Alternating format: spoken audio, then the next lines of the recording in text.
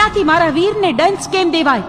ના દીકરી, તમારી કીર્તિને યશ વધારવા મેં જ એને મોકલ્યા હતા. વેદ હતો તે વાસુકી અને દંશ દેનાર તક્ષક છે.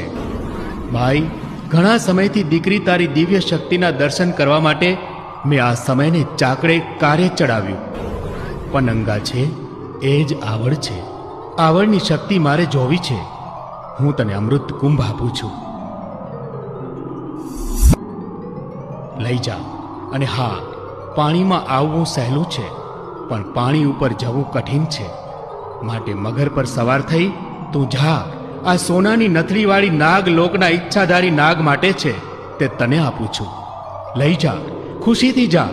તમારી સાથે બેનુની કીર્તિ અને જગત કલ્યાણકારી જીવો તમને પૂજે, સુખ સંપત્તિ અને સંતતિવાળા સંસારી બને, એવી મારી અંતરની આશીષ તમારા સેવકોને